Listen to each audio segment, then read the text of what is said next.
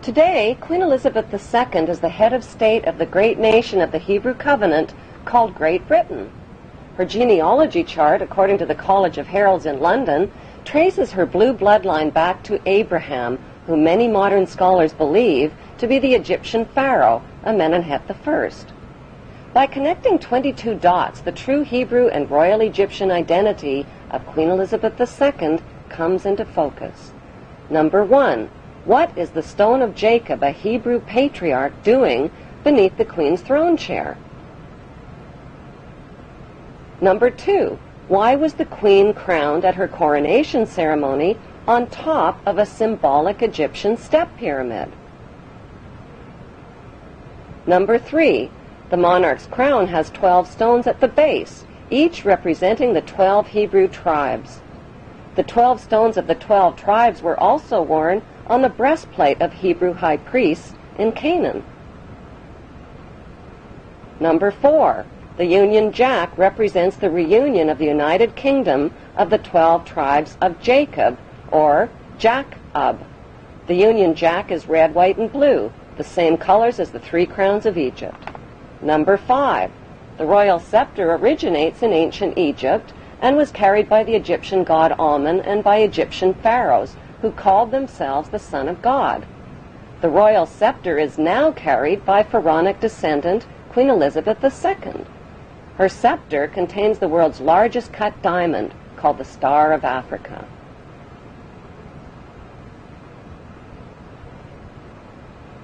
Number 6. The Queen's punishing flail or whip is partially hidden under her arm. The flail or whip also originates with the pharaohs of ancient Egypt.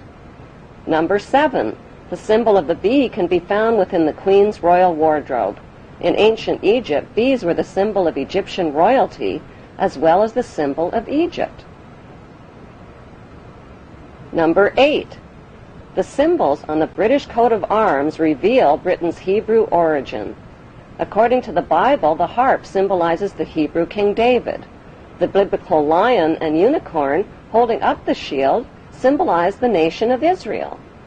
The motto, Dieu et mon droit, means God and my right, indicating the divine right of the British monarch to an eternal throne. Number 9. The headdress worn by judges and the Queen's high-ranking officials originate in ancient Egypt.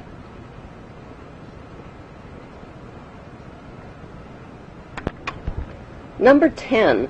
Kilts, like the one worn by Prince Charles, originate with the Egyptian pharaohs who wore white kilts. Number 11. The hymn, Zadok the Priest, written by Handel, was performed at the Queen's coronation in 1952. Zadok the Priest was the biblical priest who anointed the Hebrew King Solomon while the people cried, "God save King Solomon! Long live King Solomon! May the king live forever!" God save Queen Elizabeth. Long live Queen Elizabeth.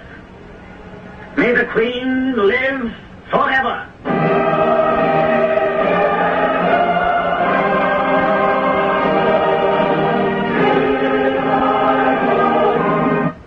Number 12. During the coronation ceremony, the Queen turns to face the 4 corners of the globe. The orb carried by the Queen represents the globe over which the monarch rules. Number 13. The monarch's coronation gifts of a rod, bracelets, and a ring are a reenactment of the Bible story of the Hebrews, Judah, and Tamar. Number 14. Royal jubilees originate in ancient Egypt. Egyptian pharaohs celebrated their jubilees after 30 years of rule. In pharaonic tradition, the queen has celebrated both silver and golden jubilees.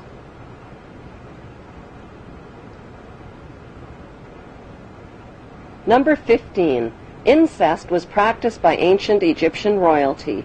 Mothers married sons and brothers married sisters to keep the power and the money all in the family. Like their pharaonic ancestors, the British monarchy have a long history of incestuous inbreeding. Number 16. The corpses of deceased pharaohs were preserved and entombed beneath their pyramid temples. The corpses of 19 deceased British monarchs are also preserved in marble tomb slabs beneath the modern-day temple called Westminster Abbey.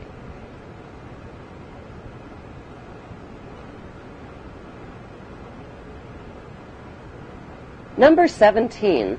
The ancient pharaohs advertised their power with their image on coins and stone monuments. The power of the queen worldwide is advertised with her image printed on more coins and stamps than any other head of state in history.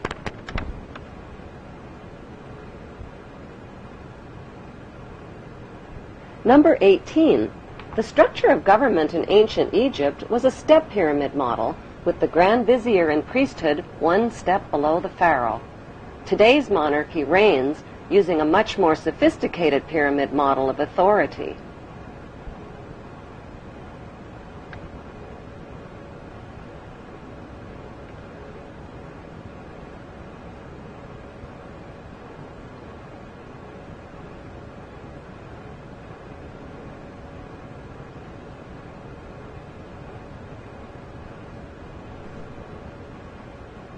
Number 19. The Pope's headdress is strikingly similar to the headdress of the Egyptian god Amun. His bent cross resembles the scepter of Amun. Number 20. Like the Egyptian pharaohs, British monarchs wear signet rings, which over the millennia have been passed down from their Hebrew ancestors. Number 21. The British Mint recently printed legal tender coins called the One True Ring and the Ring of Power. On one side of the coin is Queen Elizabeth II. On the flip side is the ring from Lord of the Rings. These legal tender coins printed by the British Mint raise the disturbing question, who is the real Lord of the Rings? One ring to rule them all. The inscription on the ring reads, "One ring to rule them all, one ring to find them, one ring to bring them all, and in the darkness of their ignorance, bind them." Number 22. The covenant that the biblical God gave to Abraham was a promise to make his name great and to make for him a great nation. Today, Great Britain is the only nation called great. In Hebrew, the word Britain literally means land of the covenant, and British means man of the covenant.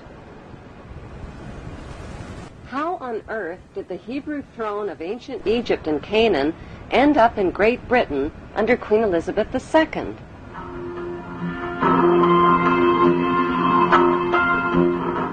Historically, a series of powerful invaders, the Philistines, Assyrians, Babylonians, and Persians, conquered the land of Canaan, which the Hebrews called Israel. The Hebrew tribes of Manasseh and Dan joined forces and became the Macedonians, or Macedonians. They fled to Greece with their gold and their riches. They wore white kilts like the Egyptian pharaohs, played goatskin bagpipes, adopted the Greek culture, and settled along the river Danube, which they named after the tribe of Dan. By 322 BC, their leader, Alexander the Great, reconquered Egypt and appointed his general Ptolemy I as the new Hebrew pharaoh of Egypt.